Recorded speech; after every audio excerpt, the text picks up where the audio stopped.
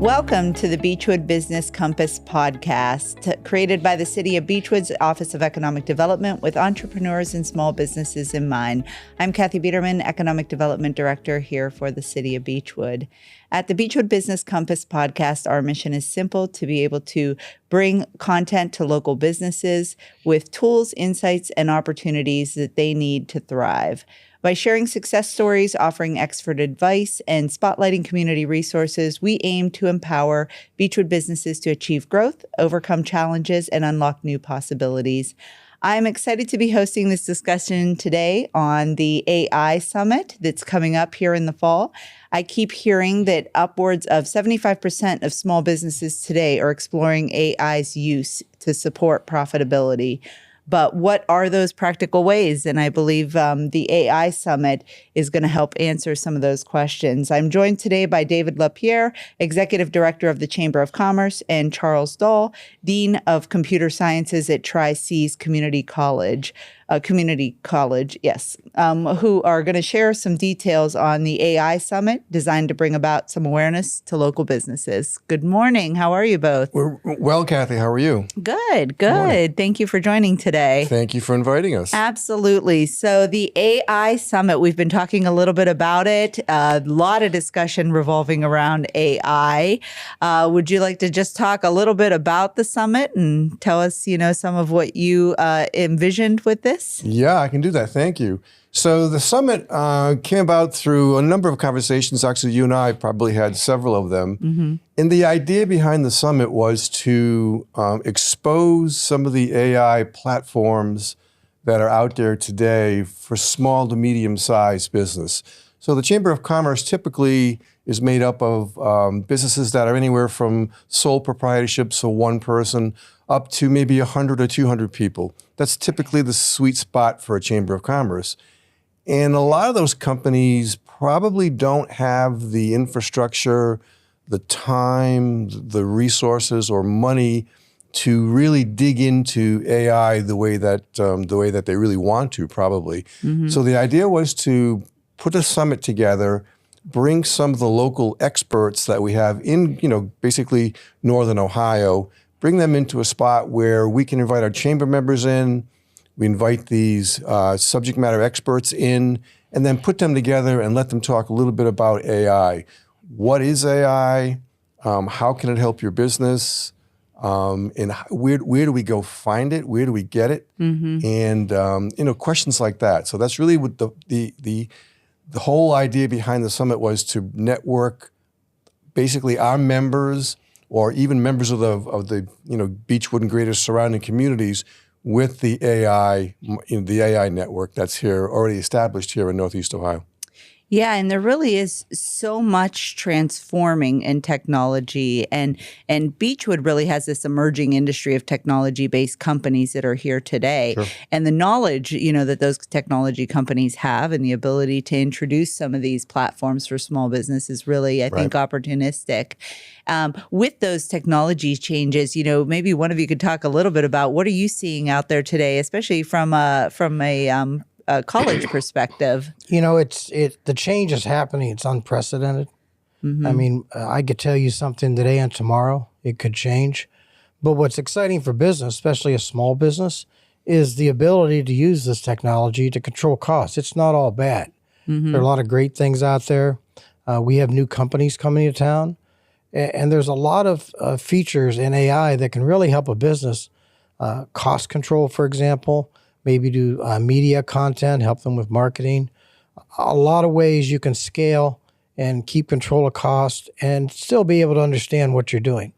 Absolutely. And talking on the marketing perspective, I think that's one of the elements that businesses are starting with, it seems almost, because the Chat GTP and these other platforms, Gemini, they offer an opportunity for businesses to kind of fine tune their marketing message that they're putting out there. And I've just recently started hearing about, the competitiveness side of this from a small business perspective, because small businesses kind of have to redefine themselves on their business websites and in the releases that they're putting out there, because these platforms now, the generative engine optimization is really starting to pull from those websites to answer the questions that are being driven at it. And so for small businesses to remain competitive, they really seem to have to build that language into their website so that they're showing up in these searches now, because people are using these searches sometimes more than even Google, it seems. Well, and before we had AI,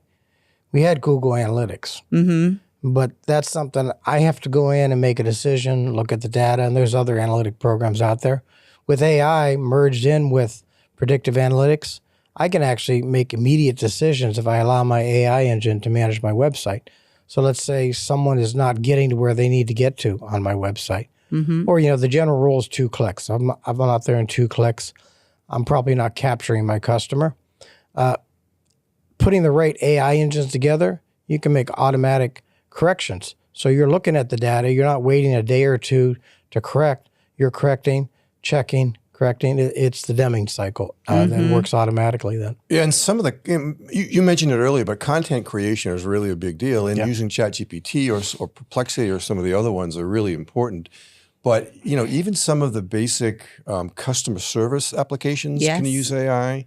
It goes much deeper than that marketing. It could be accounting, different types of marketing. So depending on what the company needs, they can certainly, there's different platforms out there. But I think for me, the big thing about the summit is introducing our members and members of the community to the people that are involved with AI that can get you there. I mean, it's easy to talk about AI and you can read about AI, but if we can make those connections between our members and people that are in the business, like we have some of the speakers that we're going to have, Rob Buckwall from Akron Innovations, for instance, is in that business. He'll go into a small business or a medium-sized business and evaluate what they're doing today, and then figure out what's the best opportunity to use AI and get some fairly quick results. And what are those solutions, and how are those solutions applicable? What platforms do they use? Do they use ChatGPT? Do they use Xavier? Do they use several others that are out there? Yeah, I think even the integration into QuickBooks, the integration into their software that's there. From a customer service perspective, you talked about that, the ability to be able to have off hours that might be supported by AI so that you're accessible by your customers any time of the day.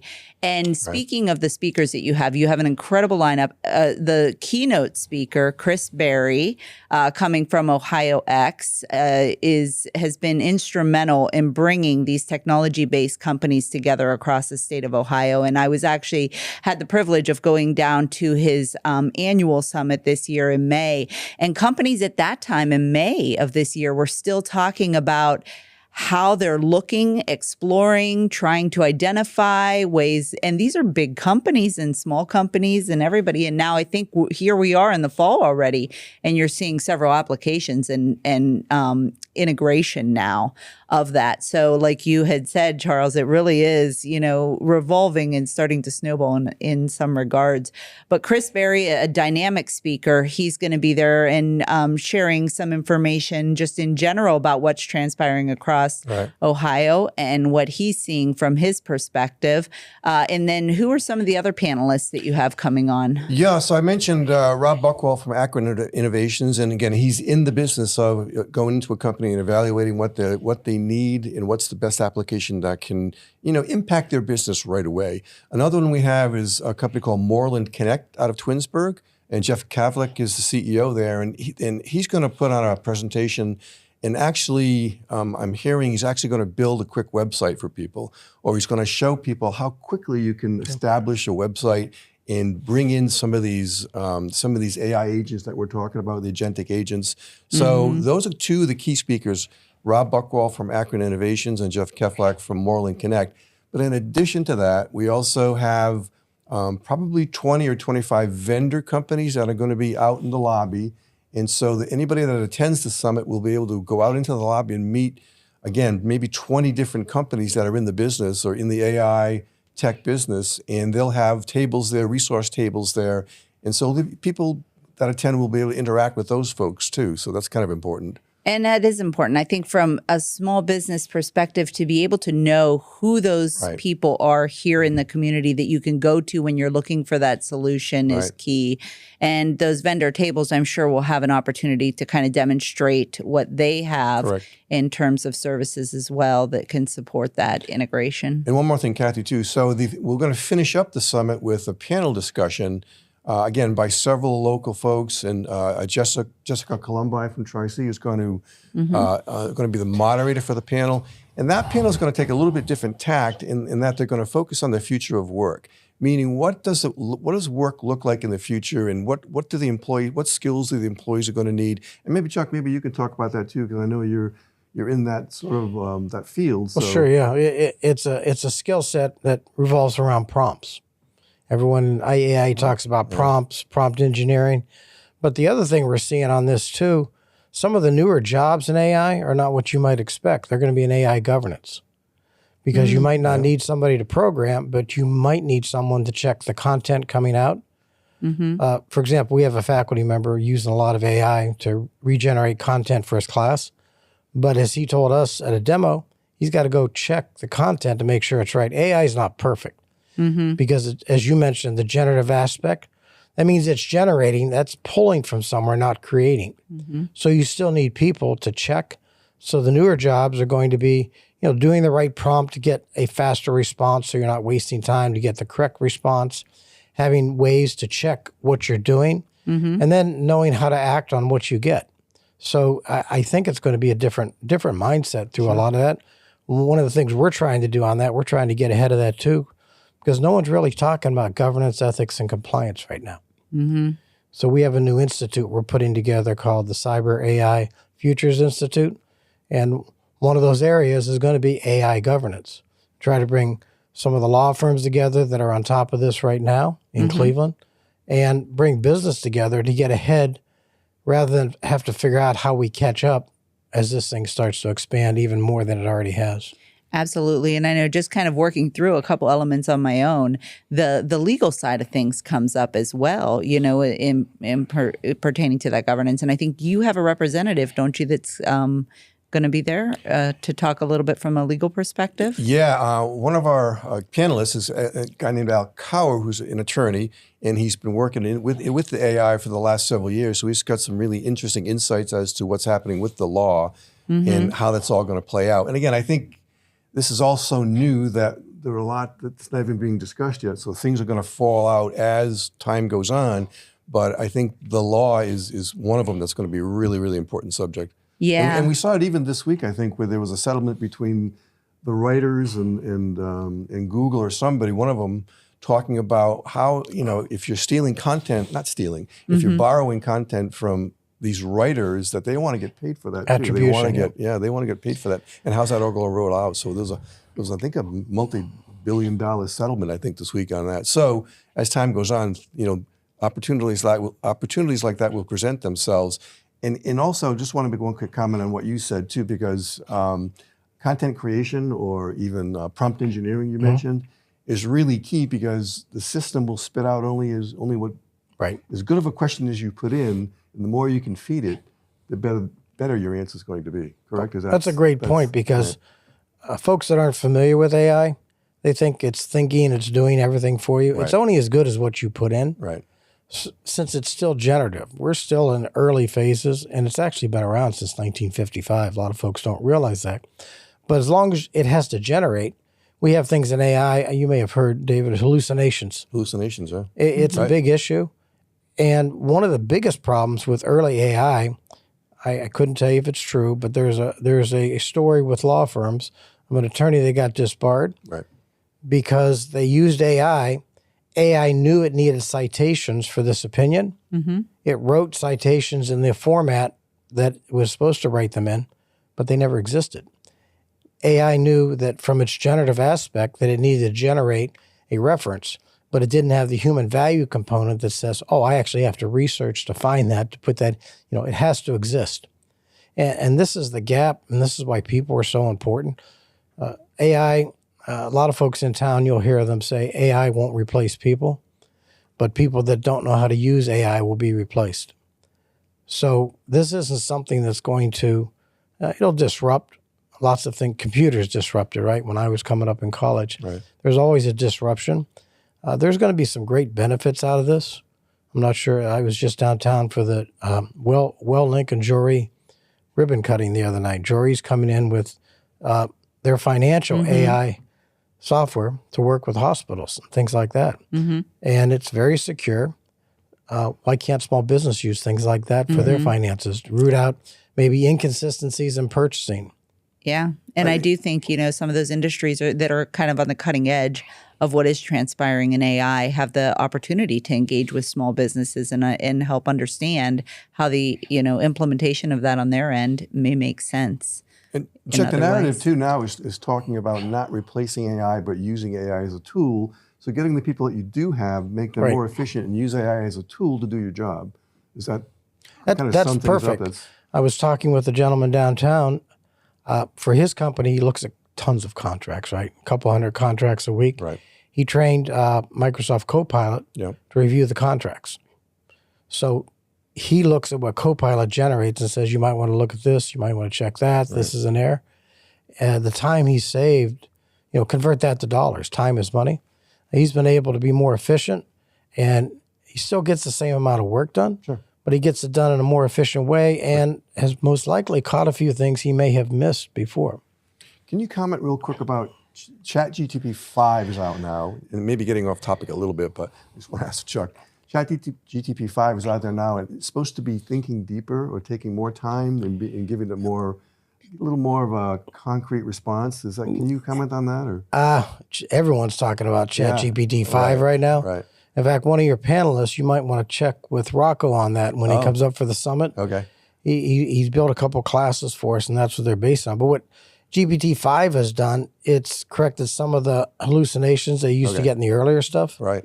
The other thing that happened, this from a business perspective, when you put a business model on something that's free, things get better. One, because you have revenue to improve the product. Right. But chat goes a little deeper. You get into some deep learning, which means it starts asking you questions, and it asks better questions. Copilot does that as well.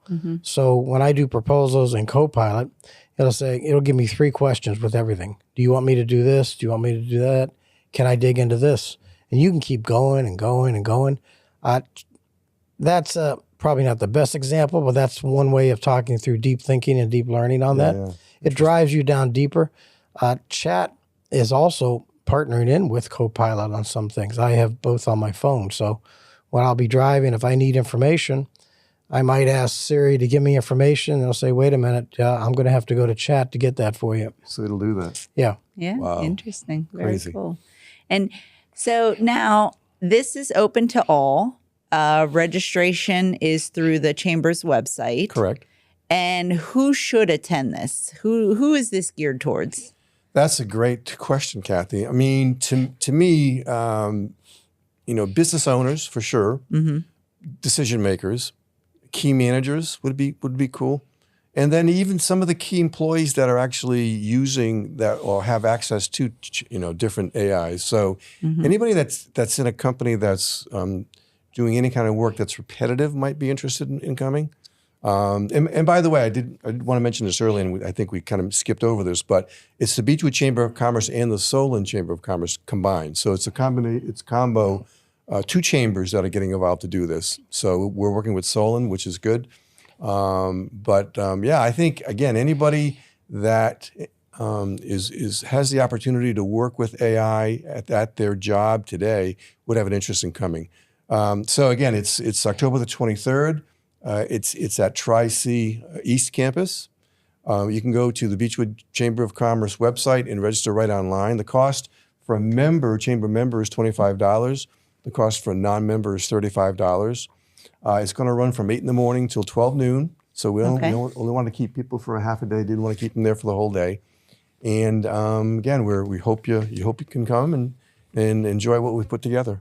Great. And I'm just going to kind of highlight again, Chris Berry, President, CEO of Ohio X, Rob Buchwald, founder and CEO of Akron Innovations, Jeff Kavelik, CEO of Moreland Connect. And then you have Jessica Columbine, Director of the Future of Work at Tri-C, with her panel, including several amazing companies. So looking forward to the event, absolutely. And is there anything additional you want to share? Website, you shared that, beachwood.org. Beachwood.org. On the events tab, and they can go ahead and register there. Well, I would definitely encourage people to take a look at that. Come out to the summit. It's going to be a dynamic opportunity to really understand what is happening today in AI.